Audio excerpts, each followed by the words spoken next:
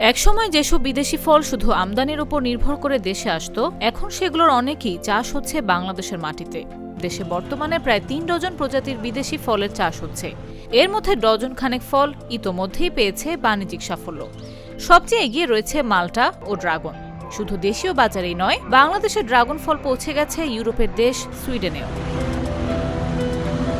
তথ্য বলছে, এসবের মধ্যে প্রায় ১২টি বিদেশি ফলকে বাংলাদেশের আবহাওয়া ও মাটির জন্য অত্যন্ত সম্ভাবনাময় হিসেবে চিহ্নিত করেছে কৃষি সম্প্রসারণ অধিদপ্তর।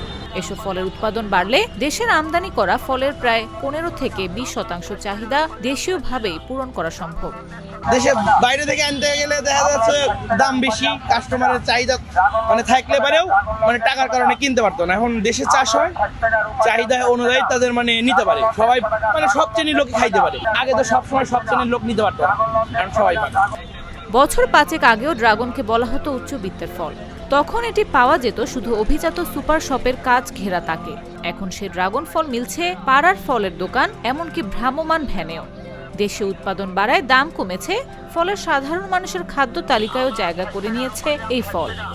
আমাদের দেশে যেহেতু ড্রাগন হচ্ছে, কারণ আমরা নিজের দেশে যে ড্রাগন গুলো খাচ্ছি, আমার নিজের বাসায় ড্রাগন গাছ আছে। দেশের জন্য ভালো হবে, কারণ নিজ দেশে জিনিস চাষ করে খেলে আমাদের আমরা নিজে চাষ করে যদি খাই তাহলে আমাদের জন্য ভালো। দেশে বিদেশি ফলের চাষ অত্যন্ত ভালো হচ্ছে।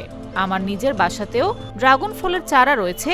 এখন এসব ফল সাধ্যের মধ্যেই কিনতে পারি।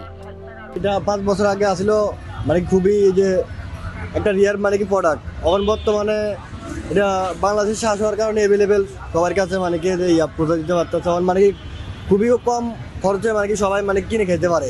আগের তুলনায় বিদেশি ফলের আমদানি কমেছে। কিছু ফল চাহিদা মতো পাওয়া যাচ্ছে না। তবে দেশে ডালিমের চাষ ভালো হচ্ছে, আর দেশি উৎপাদন বাড়ায় বাজারে অনেক ফলের দামও কমেছে।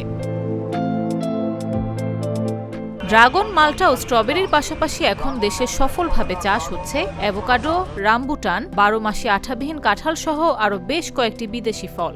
স্বাদ, গুণগত মান ও ফলন ভালো হওয়ায় এসব ফল আমদানিকৃত ফলের সঙ্গে প্রতিযোগিতা করে ইতোমধ্যে দেশের বাজারের প্রায় 15 থেকে 20% দখল করেছে।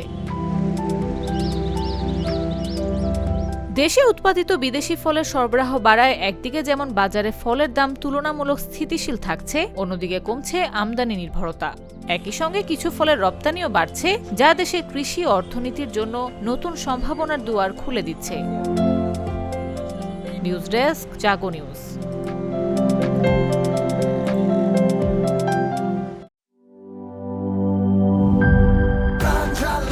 প্রাণ ঝালমুড়ি, এই ঝাঁজ সেই ঝাঁজ।